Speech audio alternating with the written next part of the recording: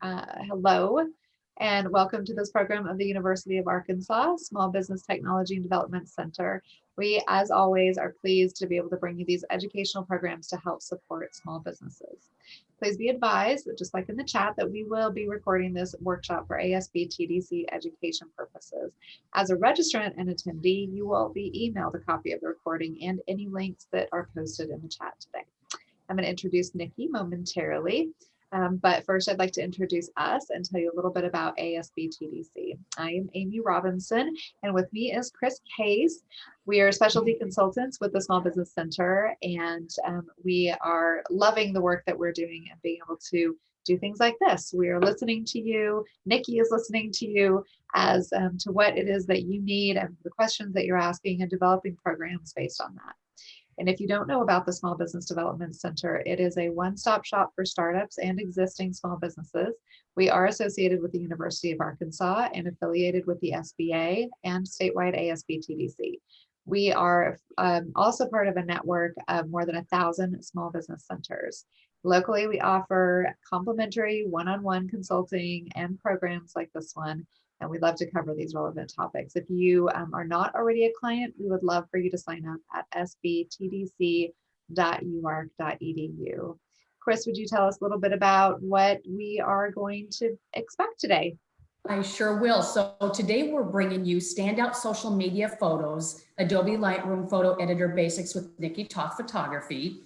And we love this format because it really gives all of us an opportunity to talk with the experts like Nikki, ask the questions that we all have, and work through whatever challenges our businesses and even ourselves have along the way. So this is an interactive hour. We want you to ask questions, chat, anytime that you need to. We're going to monitor both the chat and raising of the hands. So we'll monitor that closely and bring the questions to Nikki. But if you do want to ask questions, you can unmute yourself and ask her a question also. So again, we love this format because it is so interactive and we kind of feel like we're right there with you. So it's kind of back to the old days, if you will, just a little bit. We're trying so hard. We love a good conversation, and we know that you are taking a few minutes out of your busy day. So we'd love to get started. Today, we have our resident photo expert, Nikki Toth. Nikki is a professional photographer for small businesses, nonprofit organizations, and families for the past 6 years. We're going to have to add a year to that here pretty soon. Nikki, you're going to have to say 7 years. Lucky 7. Her professional style is to capture the true essence of her subjects, and she wants to help you capture the essence of your business. So let's take while we take a few minutes to get to know Nikki a little bit, and she's going to get started. We'd also like to invite you to tell us a little bit about yourself.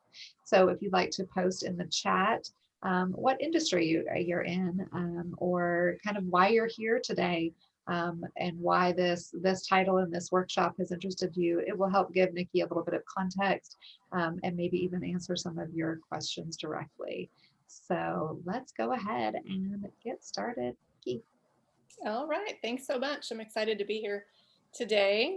This is our 4th workshop that we've done together on various photography related topics. And so today we are going to dive into editing. And as it was mentioned, we're going to specifically use the Adobe Lightroom editing app. And so because the bulk of this photography series has been focused on smartphone photography, we're going to stick with that, and we're going to talk about this specific app for editing our pictures on our phone because of a few reasons. One of the reasons is because this app is very powerful, and it very much falls in line with the desktop version that I use for all of my professional editing. The same tools and tricks are embedded in the app, and it's just extremely powerful. And I feel like the editing that you can do on your phone with this app is pretty equal to the editing that you can do on your computer using the same program. So, and then the other reason why we're going to stick with using an app for editing today is because it goes back to the concept of creating a shutter to social sort of a pipeline. And so when you keep everything on your phone, all the way from shooting to editing to preparing those social media posts to getting them posted, it takes a lot of the complications out, and it just makes everything a lot more efficient, time efficient, just sort of more seamless. And so that's another reason why I highly recommend shooting and editing on your phone, because everything that we're going to post on our social media is going to be through our phone. So we'll go ahead and get started, and I am going to share my screen. I'm going to be doing a little bit of back and forth between my phone and this presentation that I have. So bear with me if I forget how to do it. So here we go. All right, so making our social media photos stand out using Adobe Lightroom Photo Editor Basics. So the first question that I often get asked from people is editing even necessary? Do I need to go through what feels like a steep learning curve and learn all of this editing information in order to post my pictures on Facebook or Instagram? And of course, no, like it's not necessary. Lots of people go straight from shooting on their phone to posting them on social media. However, we live in such a visually saturated world, right? Especially right now, an online visually saturated world. And I think some really foundational editing information and basics to have in your toolbox can really help elevate your photos and make them stand out in what's in that social media feed. So our goal is always to get our customers and our target audience to kind of slow their scroll as they're scrolling through their social media feed. And so we want them to, we want your photos to be eye-catching. We want them to stop and notice them. And then we also want them to be consistent to the point where when your customer is scrolling through their social media feed, which could include hundreds and hundreds of different users, when your photo shows up, based on a few different techniques that we'll talk about, they may start to recognize it. And that's really what we want to try to do is with our photographs on social media is try to unify and help solidify that brand awareness. So we'll talk about that a little bit at the end. And so while I do feel like editing is helpful, there's one caveat, and that is that you cannot edit your way out of a bad picture. So if you missed the previous conversations that we've had about photography, I highly recommend going back and watching them or finding some other, I mean, there's lots of information out there. I would take the time to just really hit on some basics as far as lighting goes and composition, because those two tricks, lighting and composition, will be helpful no matter what you're using to shoot with, whether you're using your smartphone, whether you're using a fancy camera with tons of buttons, or whether you're using a point and shoot that you are, that doesn't have much, not too many bells and whistles to it. Anything that you shoot with, knowing lighting and composition basics will really help elevate your photos. And then at that point, your editing can kind of meet up and take it to the next step. So moving on, what we're going to cover today is we're going to explore the Adobe Lightroom photo editor app interface. And I'm not going to say that every time. It's really just Lightroom. That's what I call it. So I'm not going to try to trip over that name anymore, but we're going to explore that interface. One of the things I love about Lightroom in general is that it's extremely intuitive. I think that the interface, whether it's through the app or through the full program on a desktop, it's extremely intuitive. It just makes sense. When you make the changes to your pictures, you can see the immediate difference. And the other thing that's really nice about Lightroom is that it doesn't actually change your original file. So you have not made any permanent changes to that original file. What Lightroom actually is sort of a card catalog, if we remember what those are from the library, like a card catalog of changes that you have made. And it just holds on to those changes. And then once you're finished with your editing, you have to take the next step and export that picture out. And then you have two files. You have the original and the edited version. And so I like that as a professional photographer because I don't ever want to edit and change my originals. I want to hold on to those. Whereas with some other photo editors, you do end up changing that original file, which you can then regret later. So then next we'll talk about some key photo editing concepts. So we'll go through Lightroom together. We'll go through 2 full photo edits from start to finish. And then we'll pop back out of Lightroom and back into that presentation, and we'll talk a little bit about brand awareness and developing unity through your photography on your social media feeds. So Like I mentioned, we're going to talk about organizing our files and then some editing concepts, and we're going to go through 2 full edits together. So I'm going to share my phone at this point in time. So we hope. We practice. Practice It's makes like, perfect. there's a countdown, and it feels like it's like 3 hours right now. Right. Okay. And there it is. Okay, it worked. Okay. So you're going to see all of my parts on my phone, which is a little bit strange, but I'm looking through it now, realizing I should have looked at it before, and ignore those 3,300 emails in my inbox. So I'm going to open up my Lightroom app. And this is the main interface that you'll see when you open up. At the bottom is sort of the main categories, and we're going to stick with library today. There's a sharing option for Lightroom. I think it's kind of joined the fray as far as it seems like every app out there has developed some sort of social media aspect to it. I've literally never used the sharing portion of this app, so you're welcome to explore it on your own. But and then there's a learn option, and you can actually go in there and they have tutorials on different elements of Lightroom, which I think is really handy. And then discover, I believe, is like a search option. I'm actually not totally sure. So we're going to stick with library today. So like I mentioned, with Lightroom, you have to create your own library. So what you're going to do is you're going to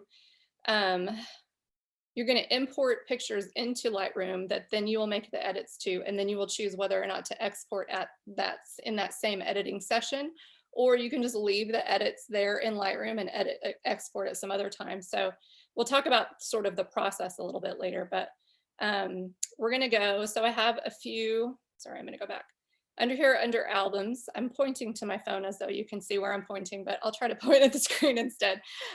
So under albums, there's a few different options. You can either create a folder, which then you can place albums in. So I have a September 2020 folder, and I just have photos from a Buffalo River trip, and then photos from my son's 12th birthday.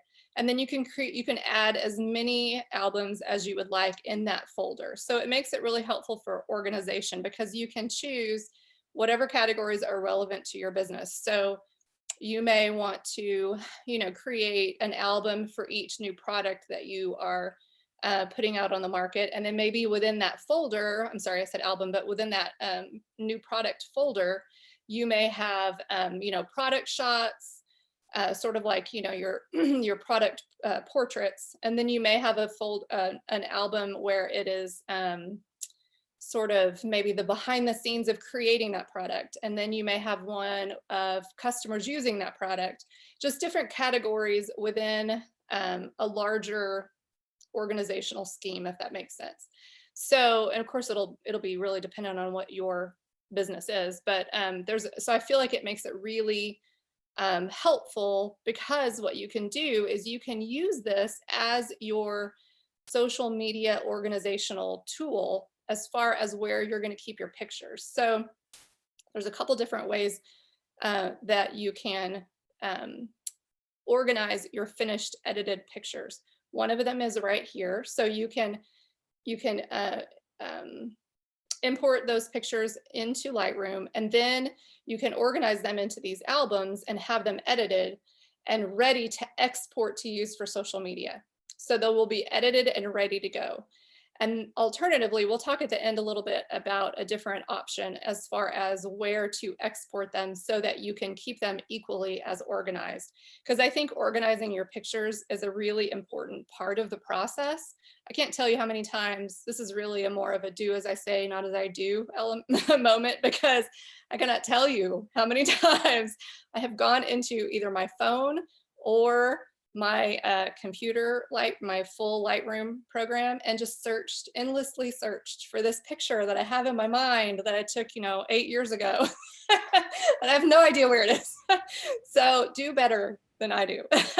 Let's pause there for just a minute, because Scott is here, Dentech, and Thanks, Scott. It's Okay. nice to see you again. Yeah. Thanks for joining us. And we also have Ashley Robinson. So Scott has, has the studio, you have products. And the last time that we talked, I think, Scott, you mentioned that you also might want to be taking, some people photos of what actually is happening when all of that is going on. And then Ashley has a storytelling company.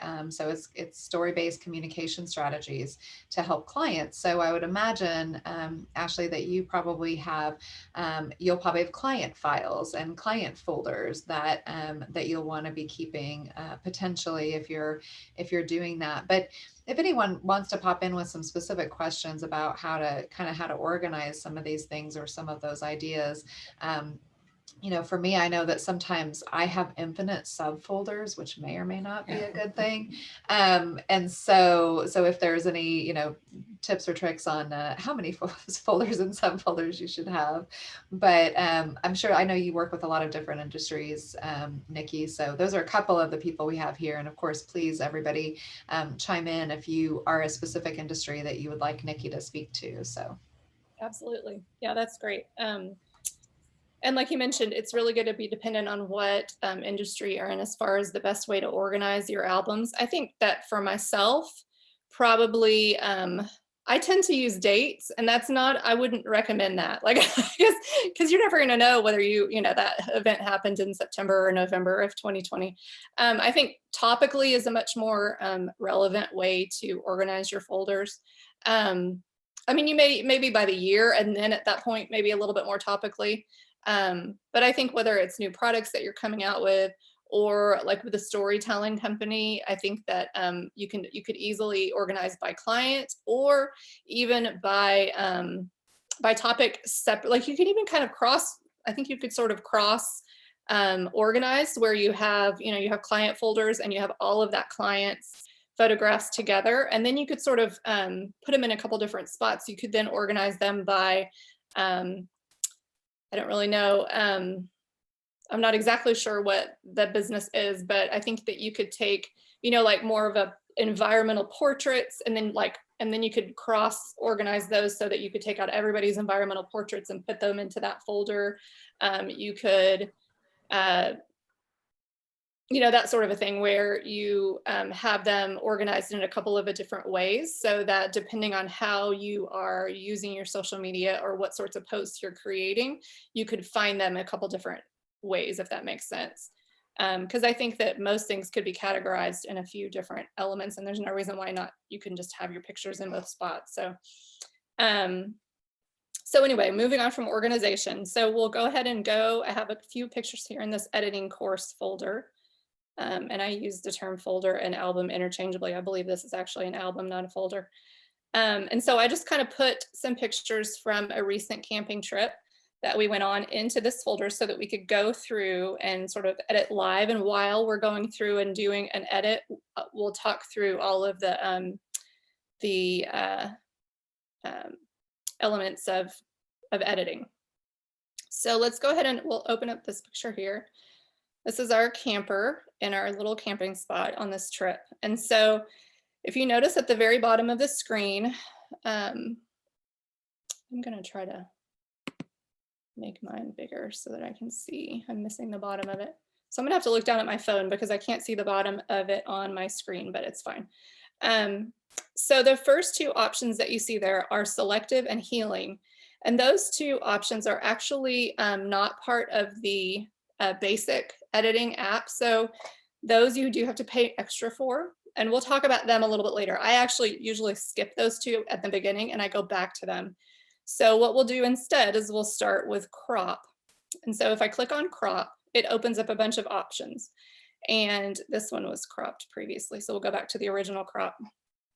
If you took the earlier, one of the earlier workshops that we did, we talked about the concept of the rule of thirds. And so what that means is that if I were to take a tic-tac-toe grid and put it right over the top of my image, one way to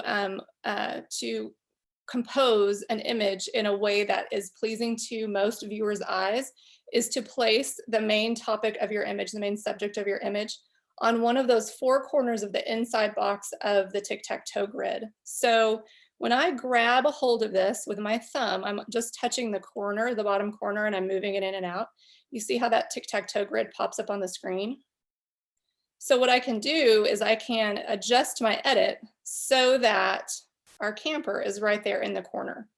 And it's just a really small, slight edit. And those are really the types of edits that you want to make in the Lightroom app, are the really subtle edits, because the more that you change a smartphone digital file, the less information is going to be there. So you really want to try to get it as close to perfect as you can in camera, and then use editing to just sort of bring out the best out of your picture. So if you have to do a lot of edits to your picture, just know that it's going to introduce a lot of grain and a lot of noise into the image, and it's not going to be as clear as it was when you shot it. So, hey, Nikki, can I ask you a quick question? Sorry, I don't mean to interrupt. Oh, no, please. So is Lightroom, you mentioned this earlier, and I might not have completely understood it. Is Lightroom like a lossless editing program, meaning that the digital version, am I editing the exact photo that I've taken in my camera, or is Lightroom making a copy that I'm editing? Does that make sense? It does make sense. And so what Lightroom is doing is it's not changing that original file permanently, but it's showing you the changes that you're making. And then it's just sort of saying, okay, I'm going to hold on to these changes and put them over here. And then when you click export and you export that picture, it takes that original picture, makes the changes, and then creates a new file. Okay. So it never, so I think in that way it would be considered lossless, because you're not changing the original file at all. However, if you make a bunch of changes and then export and create that second file is going to be, if you make a lot of edits, that second file is going to be degraded. There's not going to be the information that was there originally. So you're going to introduce noise and grain and things like that into your image. And the same thing is true if I were shooting, if I were editing one of the, my big professional pictures from my big giant camera on my computer. If I edit it too much and I crop it really small, it's going to do the same thing, because there's only so much digital information there. And if we, if I were to take a big picture and crop just a tiny bit of it, then I'm going to lose a lot of that information. So does that answer your question? That absolutely does. Thank you so much. Great, you're welcome. So what I did was I just kind of changed my crop. And if I go down here to where it says 4:3, I'm sorry, I'm going to pop out of there. And so before we go into 4:3, we're going to look where it says locked, and we're going to make sure it's locked. And then we're going to go into 4:3. And this is where I can change my aspect ratio. So if I were shooting for, if I were editing for Instagram, and I want my Instagram feed to have the squares, to have square images, you can actually have landscape images on Instagram or vertical images on Instagram. You don't have to have a square, but if that's how you want your feed to look, then you can choose the 1x1 square, and that will instantly change your editing option there. It'll change that square into a square where I cropped it. And so that may mean that I would have to adjust my crop to stick with that, that rule of thirds edit. And then if I go back in and I say, no, actually I want it the way it was, then that pops it back to my original crop. So then I'd have to go back through and adjust it just slightly again. And then if I see, a lot of times when we shoot something that has a hard line, like a horizon or maybe a building or a table or something like that, I'm the world's crookedest shooter, and so all of my horizon lines look like this. So I use the straighten tool a lot in Lightroom, and basically you can grab that bottom wheel and just turn it until you can, it either looks right to your eye, or you can click where it says straighten at the bottom and it'll automatically straighten it according to what Lightroom thinks it should look like. So this is one of those things that I could look at all day long and like adjust until my eyes bleed, because I never think it looks right. But it's easier if you have a horizontal line to use, because you want that to be straight. You don't want it to look like something's pouring out, And then just moving over, we can rotate left or rotate right, which you rarely need to do. You can flip it, which also I don't ever do, side to side or upside down. Again, those are tools that probably aren't going to need to get used very often. So after you've made your cropping changes, you can either click the check mark to accept those changes and make those changes part of your editing, or you can X out of it and it'll go back to the way that it was. So we're going to go ahead and choose that. So we've cropped our picture. And then if you notice at the bottom, there's a little tiny half circle underneath crop. So what that does is that's telling you that you've made an edit in this section, just as a heads up. So we'll go over to profiles, and here is where you can find all of your filters. But we're going to skip that page because we don't want to use them. Anybody, if you've taken any of the previous photography workshops with me, you know that filters are not my favorite. Now, some people love them, and so it's really just your personal preference. But there's a lot of them. So you can, if you click the drop-down box on modern, you'll see there's a whole bunch of them, vintage looking ones, and just a whole bunch of them. So the problem with using these filters in Lightroom is that, okay, I'm gonna go ahead and accept this one. But it doesn't show me what changes it made. Do you see how all of these editing areas, there's no little half circle underneath them? What that means is that I don't know what it did to my picture, so I can't adjust it. The only thing I think that I can do is I can adjust the percentage of how much it's being, like how much of the filter is being put on my picture. But if like I took this picture and I said, well, I really like it, but I really want to increase the shadows, it's too dark, or just increase exposure, it doesn't tell me exactly what changes it made. And of course I could just go in and increase exposure on my own, but I prefer to know what I'm doing and know what's been done to my picture so that I can change it a little bit if I want to. So what I'm going to say, no, I don't like that actually. And I'm going to go up to the top where that little reverse arrow is, and I'm just going to take that off. So you can play around in profiles and see what you like there. I tend to ignore the profile section. And then there's a section where it says auto. And what that does is it just allows Lightroom to make what changes it thinks it should make. So if you click auto, then you will see that it actually does tell me it adjusted the light and adjusted some color aspects. And it looks like maybe that's it.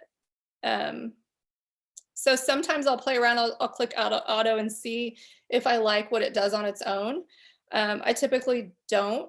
So I don't use auto too much, but you can play around with it and see if you like it. So I'll go back out of there and I'll undo the auto settings like it says.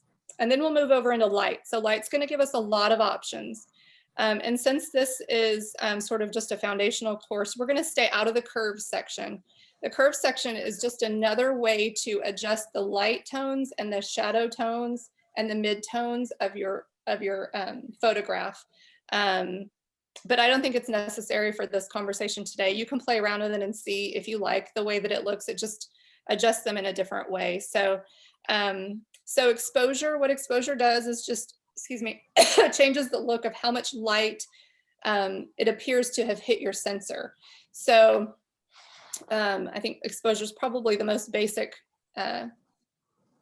adjustment that we're all pretty familiar with. So what it's going to do is it's going to overall change the light that would have hit your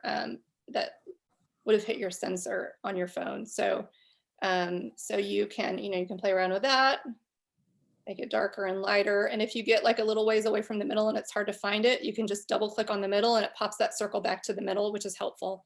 You can also feel it like it creates this little like bump when you roll over it with your finger. And then so contrast, what contrast does is it widens the range between the highlights and the shadows in your image.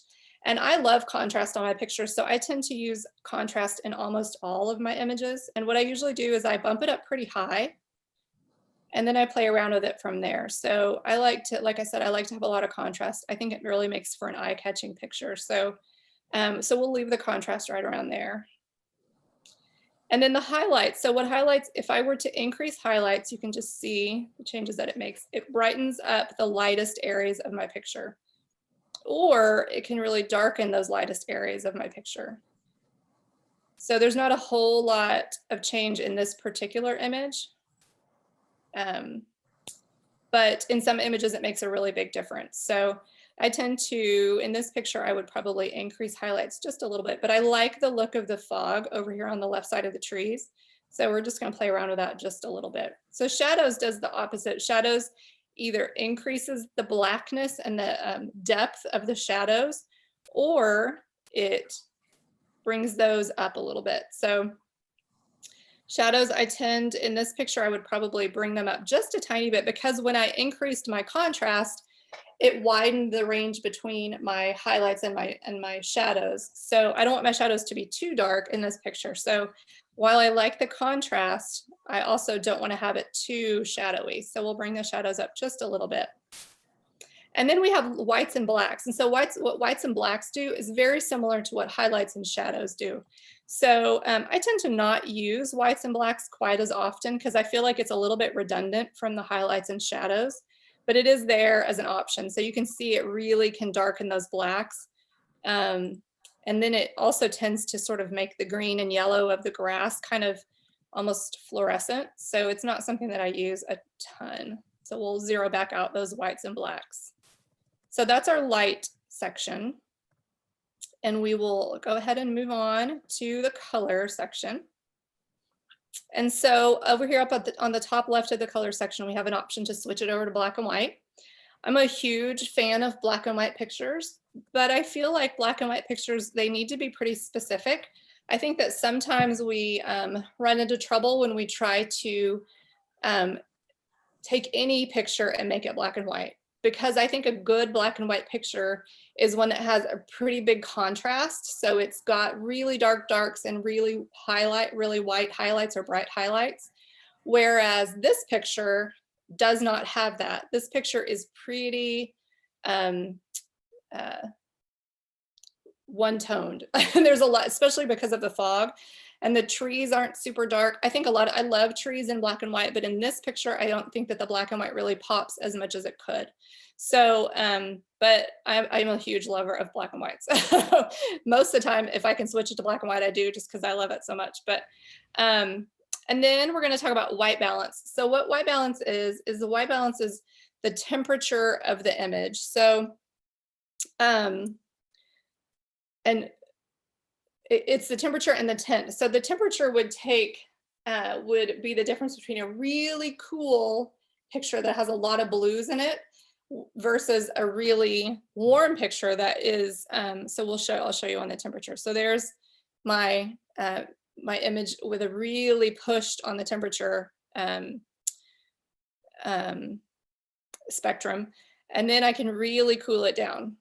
So obviously neither of those two extremes is going to look good in this image. Now, if we want to do a custom white balance, what that means, it's a little bit tricky to do on the app, but what custom white balance means is that you take that little eyedropper tool that you see there, and you find a neutral place on your picture, which is usually a soft white or a light gray, and you just touch the eyedropper. So we'll try it. See, it's really big on the app, and it's not as easy to use as it is on the computer. So if I just move this around and I try to find, there's not a whole lot of neutral whites or grays, but let's say I leave it there and then I lift my finger off, it's going to change the color, although it doesn't seem, there it goes. So that obviously is not an appropriate color. An appropriate temperature. So basically, in this situation, I would recommend not using the custom white balance, just because I don't think that it is as helpful as using your eyes to decide what you think is the appropriate amount of warmth or coolness in your picture. So, so I would just undo that. I would go back up to that reverse arrow and undo that.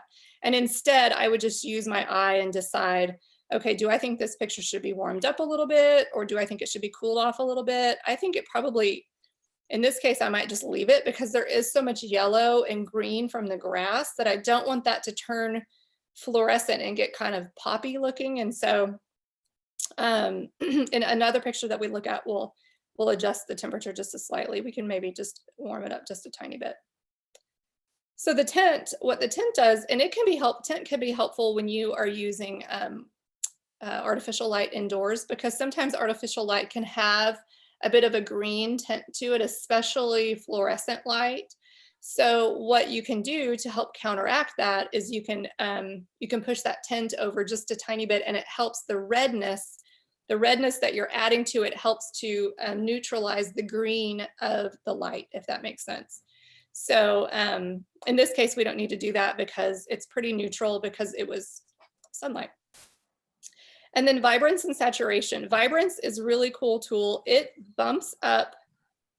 boosts the vibrance of just certain tones in the picture that somehow Lightroom has magically decided could use some vibrance.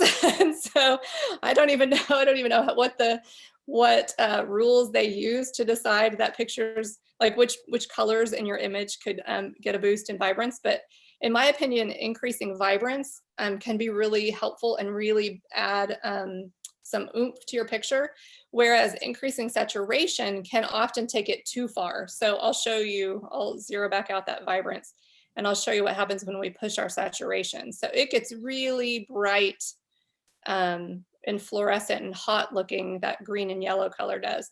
And then of course, if we take saturation down, we could take it all the way down to black and white. But we'll put saturation back where it was, and we'll just boost up the vibrance just a tiny bit. Again, even with vibrance, if you push it too far, those green colors can really tend to get kind of hot. So we'll just boost it up a little bit. And then at any time, if you hold your finger on the image and hold it for a second, it'll revert back to the way that it was imported. So you can see what changes you've made and decide whether you're going down the right path or whether you need to just go back. So there's our before picture and then our after picture. And so looking at that, I'm going to go back to the light and I'm going to increase my exposure just a tiny bit. Okay, so about 20 minutes left, and so we've got a couple questions, and I'll pause a little bit, but I just wanted to give you a little heads up. Thank you. I need to move along. Okay, I can talk about this all day long. We're gonna have to make this like the good news is that everybody is kind of looking at we're looking at our phones too. It's like, ooh, this is, and it's fun. It's a lot of fun, especially if you've got a good picture that you've been trying to do. Okay, so we'll go over to effects, which is our next big broad category at the bottom. We're going to skip over split toning today. That's a little bit more of an advanced technique that's not really necessary today. And we'll look at texture. And so what texture does in this picture, we're not going to see a whole lot of texture because it's a pretty bright picture that's during the day. Now, if I was shooting a darker picture, sometimes you can see, and sometimes in black and white. So I'm going to zoom in. I can use 2 fingers and zoom in at any time to see what's happening a little bit more closely. So for this section, we're going to zoom in on the truck because there's some dark tones there.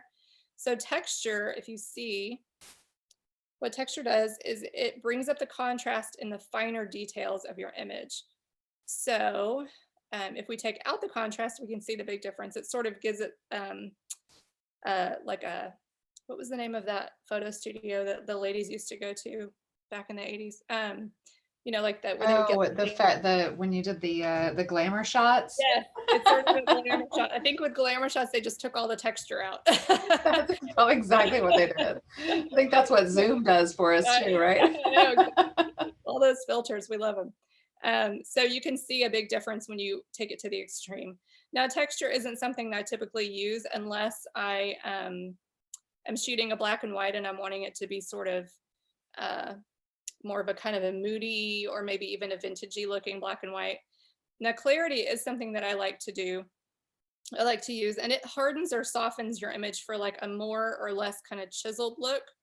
So you can see the difference here if I take it low or take it high.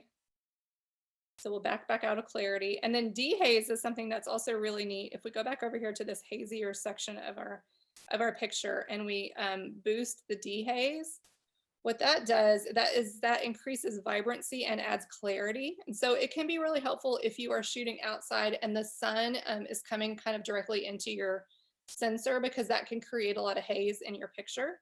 So dehaze can be helpful there. You do have to be careful because it does add vibrance. And so you don't want to you don't want to take your vibrance up too high. Does it dehaze if my camera lens was smudged because my finger was there? That's my problem. I'm like, Exactly. it was almost good. Yeah. Excuse me. And then a vignette. So we all are familiar with the vignettes. There's our 1970s like Bob Ross painting. And then the Olin Mills picture. So vignette is something that I do use a little bit of sometimes, especially in these sorts of outside pictures. If I really want to help bring my viewers' eyes to my subject, if my subject's in the center, I will use a small vignette. I try to be light-handed on it because it can get really overdone really quickly and easily. So, and when you activate vignette as something like when you take it off of 0, then it also allows you to play around with different parts of the vignette. So we'll make it a really obvious vignette so you can see the differences down here. The midpoint changes, you know, how small or how large the vignette is around the edges. And then the feather effect either makes it a really harsh vignette or a really faded out vignette, which of course would be a little bit more appealing, I believe. And then the roundness, it can make it a really round vignette or a really squared off vignette where you're just sort of taking the edges off. So we'll take that vignette off of this picture, maybe just to add a little bit of it. And then if we go into the detail section, sharpening is just another tool to try to, we'll zoom back in so you can see the difference, to try to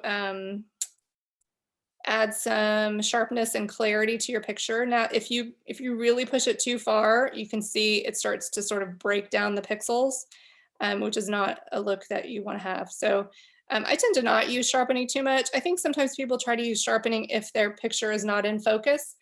And it doesn't really work very well. I mean, you can try it a little bit and see if it helps, but I think that it just, it doesn't actually make a picture look in focus. So sometimes I'll play around with sharpening. The sharpening and clarity and texture, I tend to use more when it comes to black and white, because I think it adds some of that contrast that is really attractive in black and white. So, and then if we're gonna probably skip through the optics section this time because it's a little bit more of an advanced area. You can find lots of information.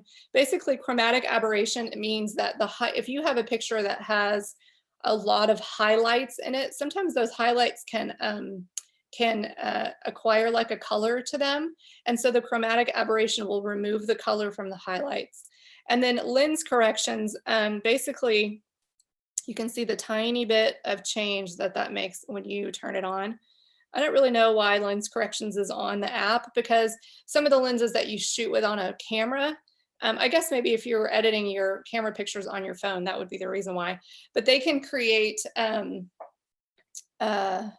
distortion around the edges of your picture. And so the lens corrections just basically corrects that. So instead of like the edges being sort of stretched out, the lens corrections will change that. So if you have shot your picture on a phone with a lens that has distortion, then the lens corrections will help remedy that. So, well, Nikki, it just so happens that Ashley very specifically said it would be great for you to do an advanced technique class workshop with us too. So the fact that you addressed that and said that maybe we would do that later is very appropriate. Absolutely, for sure. And then geometry is another thing that can be really helpful if you're shooting something like a building or any kind of rooms that have a lot of straight lines or horizontal lines or vertical lines. Like in the dental studio, you may be shooting and seeing like the shelves that are right behind you, or maybe there's a doorway or something like that. The geometry section of this app will help to repair any distortion that's happened. So basically, like if you shoot a doorway, you're not shooting the doorway. If it's a tall doorway, you're not in the middle of the doorway, you're shooting from below. So it's going to create like a distortion where it's going to look like the top of the doorway is wider than the bottom of the doorway. And so what that can do is it can help straighten up those lines for you. Now, it can also really make a crazy change to your picture. So you just kind of have to play around with it and see like in this case, if I were to pull this distortion over, like it's using the trees as a straight line in this picture. this isn't really something that is super important for us to talk about today, especially since we're running out of time. What I would like to do is go back first to the selective and healing section that I mentioned that we skipped over in the beginning. And I do think these can be helpful for photographs. What these two tools do is they create spot edits. So the healing, so we'll open up the healing section. And if you see this, if I decided that I wanted to get rid of this little marker at the front of our campsite, I would choose the circle that has there are 2 white circles, and I'm going to choose the top one. And that I'm going to hit it with my thumb, and that is adjusting. And now I'm sliding my thumb up and down. This is so awkward to like not to be able to see what I'm doing. Up and down to adjust the size of what I'm going to use to take that marker out. So that's what this section is doing, is it's going to remove, the healing brush is going to remove that marker. So I'm going to go with about that big. And so the next lit up circle is my feathering. So I want it to have some feathering. I don't want it to be completely hard edged, because that doesn't ever look good when you're trying to remove something. So now we'll go over to the marker. And what it does is it chooses something that it believes will fill that hole well. Now it's often strange, like for some reason it'll choose things that don't really make sense. And so you can adjust that. You can grab a hold of that where the blue square is. All I'm doing is putting my thumb on it and moving it around. And what I'm trying to do is I'm trying to line up the bottom line of the driveway. And then I could go in and repair the rest of it doing the exact same thing that I just did. Now, in this case, we don't have time to fix it completely, but in this case, I probably needed to make my adjustment brush bigger because I missed, you can see there's like a shadow of the line of the marker on the right side. But you just have to play around with the sizing of the tool, and then also with the feathering of the tool, because if it doesn't catch everything, then you'll end up with those shadows. But it can be really helpful when there's like your picture's fantastic, but there's like one spot you really want to get rid of. It can also be a little bit wonky because you have to have somewhere in the picture that makes sense to replace that area with. So whereas Photoshop can has like a smart tool where it actually invents pixels. In this case, you have to have somewhere that makes sense to replace that area with. Now, so it's not perfect, but it's really handy if you love your picture and you just want to get rid of one little spot. So we'll go ahead and just accept that change, even though it's not perfect. And we'll go over to selective. So what selective does, I'm going to go up to this little circle with a cross in it.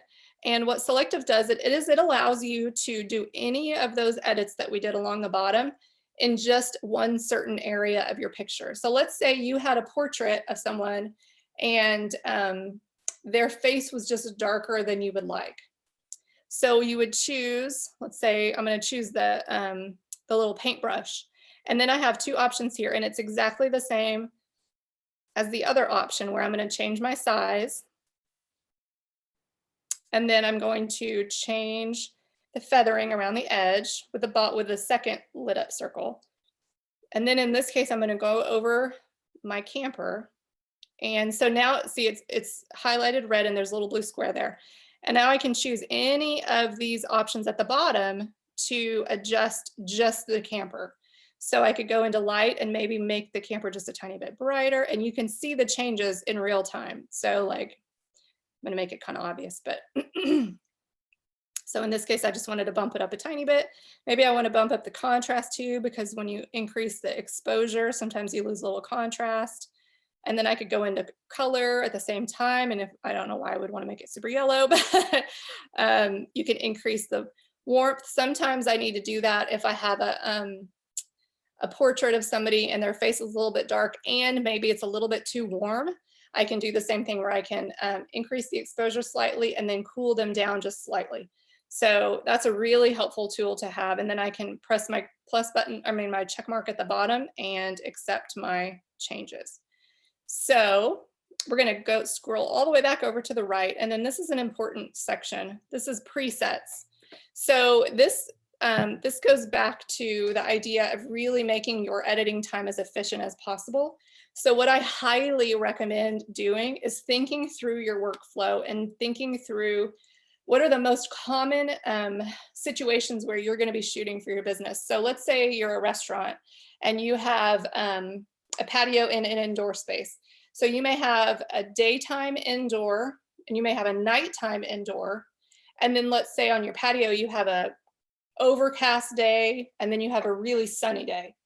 So what you could do is you could create 4 presets that have the common edits that you make in those types of lighting situations. So you could have a preset that says indoor night, and it could automatically bump the exposure a tiny bit. It could automatically knock down some of the noise. It could do whatever edits you think look good in your dining room at night. And what you would do then is you would import any night dining room pictures, and you could hit your own preset that you created, and it would automatically put all those edits on that picture. And then you can go back through and finesse it and do whatever you want to add to that. And the same goes for all those situations. So I think that I think creating your own presets is so much better than using the filters that come with any editing software, because you really create your own look, and then it becomes very consistent over the course of all of your social media pictures. So the presets are fantastic. And all you do is, so we have user presets here. You go up to these 3 little dots in the circle, and it says create preset. And then you title it and you decide what you want to include in what you just edited. So for this, excuse me, this picture that I just edited, I changed the light, the color, the effects, and the detail. So I want to include all of those things in any picture that I edit with this preset. So I would just create a name and then I would do a check mark and it creates that preset. So it's a really helpful tool for simplifying your pipeline between shooting and getting your pictures on social media. So, and then there's a couple of other tools that can be helpful. There's an option to go back to exactly to what you started with. And then there are some different versions. Sometimes when you can go back to like the version of, let's say you made a whole bunch of edits yesterday, and then you went back in and made more edits today. You can decide whether you want to go back to today's opening or to the very beginning of when you edited. So it gives you a lot of options as far as not having to start over completely if you did something you don't like, or if you did something 10 steps ago, not having to, you know, you can kind of pick and choose where you're going back to as far as your editing goes. And I don't think we're going to have time for that second edit that I was hoping to do today, but what I would love to do for our last few minutes is kind of pop back into our, back over to that presentation. Again, here's my. Well, one of the things that you're talking about is great, because it's going to be part of our upcoming conversation with you in the middle of the month, which is about aligning your photos with your brand. And we do have a couple of questions about in interacting with social media and the photos, about, are there specific aspect ratios that are best for different social media platforms? So, you know, you mentioned Square with Insta, the 1x1, but are there things that work better for Facebook, LinkedIn, or Twitter that you know of? Well, to be honest with you, I actually don't use Twitter or LinkedIn, so I can't speak to those, but you would very easily be able to just do a quick Google search and see which aspect ratios work best for those platforms. Mm-hmm. For Instagram, what I always use, I prefer my feed to have, to keep my aspect ratio of the pictures the way that I shoot them, mm-hmm. just because I don't shoot in a square version. And so I often don't think in a square way when I'm composing my pictures. It's not really my favorite aspect ratio. So on my social media feed, all my pictures are the aspect ratio, excuse me, that I shoot, which, let's go back out of here. Oops. Whoa. Which is 4:3. I had to look it up because I don't even remember. And I just do what I always do all the time, and I forget all the details. But So for Instagram, that's what I use. And so what that does is because it's a square that I have to fill, it creates like a black rectangles on the top and the bottom of my picture, which I just prefer the look of that.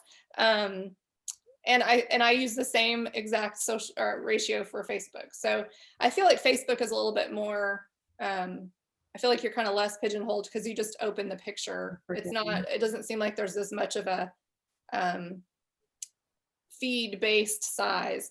Right. But yeah, I think that for me, I think it's really more about what you prefer, like what you think looks best, and what you think looks best through your whole scrolling, like through your whole feed.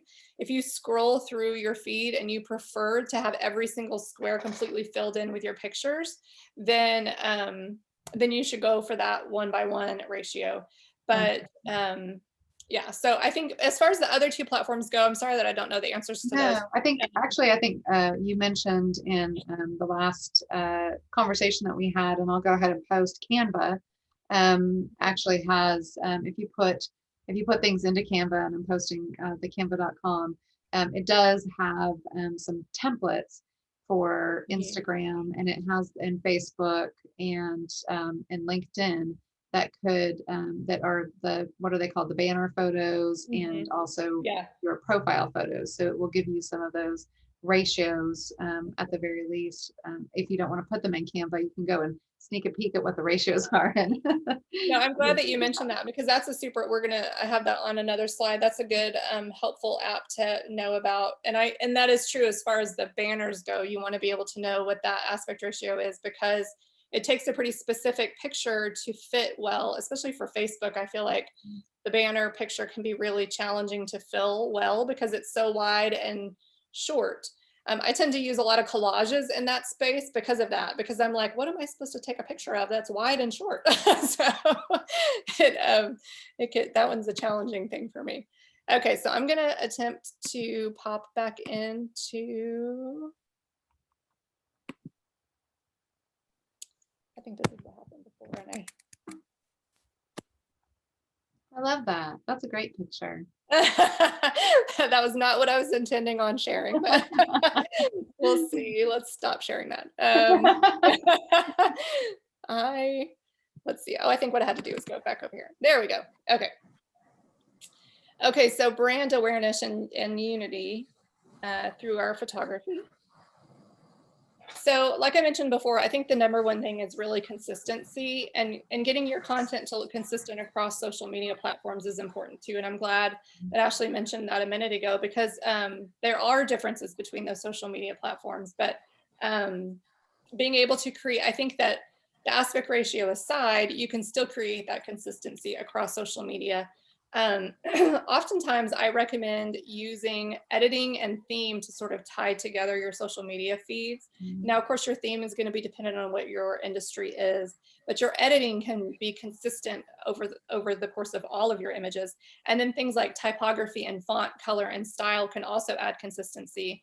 And like Amy mentioned a minute ago, that Canva app can be really helpful because they offer graphics and templates and that sort of a thing to add over the top of your images. That can be really helpful. I don't think we're seeing your screen share if you were sharing. Oh, I'm sorry. I think I forgot. That's okay. So turn it back on. Okay, let's try that again. Yeah, I'm just talking and you're saying. We haven't said you're on mute yet during this. We've got to say something. We're not going to say that.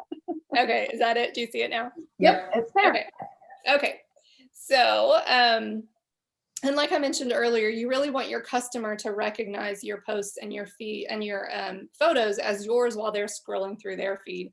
And like I said a second ago, using editing and your theme to tie together your social media feeds, because those two things, whether your theme is your business and the different aspects of your business, which are going to be something that are repetitive throughout your social media. So you're going to have that consistency in theme, and then adding that photo editing as another element of consistency is really helpful.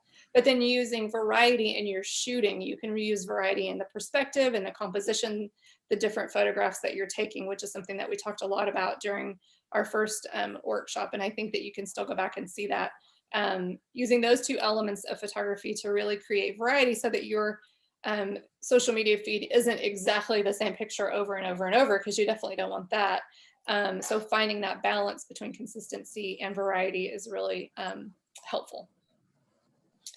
So aligning your photo editing to your brand. Now, we won't be able to get into creating your brand in this conversation, obviously, but I recommend sort of trying to boil down the look of your business into 3 words when it comes to dealing with your photo editing and your photography, and let those words sort of help guide you as far as first in your shooting. So let's say your words were happy, colorful, and bright. So when you're shooting, you would want to consider your background and your props if you're doing product photography, or the background of the images that you're shooting your customers in, or your people in, or any sort of thing like that. Really consider the color scheme that's happening in your frame. Creating those consistent colors can really help to remind your customers of your brand while they're scrolling through their feed. And you also would like to consider lighting. So if your 3 words are happy, colorful, and bright, you probably would want to avoid really moody black and white types of images on your social media feed, because those are really, they're just not going to speak to aligning to your brand. So so start with those words in your shooting, and then use your editing to help support that look and feel even further. So like I mentioned, the black and white can really provide that bold contrast for like an edgy, kind of trendy, modern brand. Or you could even desaturate slightly for a more of an airy, kind of neutral look if that's what your brand feels like. Or maybe you could bump up the vibrance in addition to using colorful elements in your background and things like that to create that happy, colorful brand feel. Or, maybe your brand is really about, cleanliness, and you really want to speak to the specificity of what you're doing, or, the, the excellence of your work, or that sort of a thing. So it may be a mixture of those things. Maybe it's really light and really, but still really modern and clean lines and that sort of a thing. And so so you would want to consider that when you're doing your product photography, and then use your editing to just, when you're using a lot of white, let's say you were like, we have at the dental studio here, if you were shooting some of your products and you wanted to use a white background to really keep that clean, modern look, then you would want to make sure that your editing fixes any sort of color that your white background may have taken on, or that your products may have taken on. So you want to try to neutralize that color as well as you can. So in your case, the editing may be a matter of not adding to, but taking away, so that it is as clean and simple and realistic and not affected by any sorts of artificial lighting or that sort of thing. You really want it to look as white and clean as possible. So so your photo editing can really help to align to your and elevate your brand, the look of your brand. So I just wanted to include a few different pictures just to kind of look at the different, all these pictures are going to be identical to each other, but just changing the way that they are cropped and the way that they are edited can really affect the look of the picture. So, just a couple of beach pictures, pretty bright, but not, it's not the brightest beach picture that you've ever seen. It's probably more of a natural kind of airy look on the left. And then we have a little bit more of a darker, sort of more contrasty. The darks, I really brought the blacks down and the shadows for the picture on the right and change the crop a little bit. And then the portraits, you can do the same thing with your portraits. So you can really go for that natural, airy, clean sort of a look like on the left, and then a little bit more of a dramatic, the shadows are really heavy. The black and white really helps to change the look of it. So the editing of the exact same picture, and of course I didn't change any of the shooting for these pictures. And then a still life, just a picture of the building, excuse me, is the same sort of a thing. So you can take a really bright, happy, sunny day and make it look much more foreboding and contrasty and that sort of a thing. So It's like moody photography. Yeah. my husband used to laugh at me all the time, because I think I went through this like really moody editing phase where all of my pictures were like super dark, and like he was like, "Do we need to talk? Is there a problem? What's happening?" So like I mentioned before, I really encourage people to think through their whole workflow, because I think that it can feel really overwhelming to not only learn new things about photography, but then be not expected, but and then, you know, be thinking about the concept of editing all of those pictures, and then when I have all these pictures, what am I going to do with all these pictures? And then I'm supposed to put them on social media and think of something to say, Yeah. which I can't help you with that. We have other people on the team for that. So like I mentioned earlier, shooting and editing on your phone, I think really helps allow for a more seamless workflow in this world, in this age that we're living in. Somebody in another workshop mentioned buying a new camera, and I really recommend moving those funds towards getting a newer phone. I mean, if you have an older phone or one where the camera doesn't work that great, I really recommend a newer phone, because the cameras on newer phones are really fantastic, and they make a huge difference in your shooting. So and then another thing that I highly recommend to people, I think I've said this in every workshop that we've done, but I recommend shooting intentionally to create a portfolio that is varied. So what that means is that oftentimes all of us, myself included, will say, "Oh my gosh, it's Thursday. I haven't posted since last Tuesday. I really need a social media post today, and I don't have any pictures. So what am I going to shoot?" And so I think if you try to shoot intentionally, where you maybe take 5 or 10 minutes a day in your calendar, it's scheduled, and you take 5 or 10 minutes and you say, "Okay, today I'm going to shoot this message using this type of composition tools, this type of compositional tool," and then spend 5 minutes trying to speak to that message using that different type of composition tool that you haven't used before, or a different element of perspective, which are things that we've all talked about, or we've talked about previously, that you can find that information on. And then you will have a whole different picture that you've ever taken before, but you're still the shooter, so you still have that consistency, and you can edit it using those presets that you created. And then when you have these pictures in Lightroom on your phone, you can either leave them there where you've created those albums and folders, or you can take that edited picture and export that picture. Now, the caveat that I'm going to say here is that one of the troubles with the Lightroom app is that when you export that edited picture, it doesn't replace your old picture. However, it puts it right next to your old picture in your photo, in your what's it called? Your photo. Your folder. Yes, Yeah. in your photos. Yeah, in your whatever that's called, your albums. So like, let's say you took a picture 3 months ago and you decide to edit it. Camera roll. When you export it, it puts it all the way back next to that old picture. So Yeah. that is a problem, and it can be really hard, especially like in my situation when we went on that camping trip that I mentioned. I probably took 200 pictures. And so I picked one, I imported it into Lightroom to edit. I edited it, I exported it, and then I had to go back through and try to figure out which one it was that is my edited. Yeah. So what I actually recommend is you'll have the option when you go to export your picture, you'll have the option to, instead of exporting to photos, you could export it to files.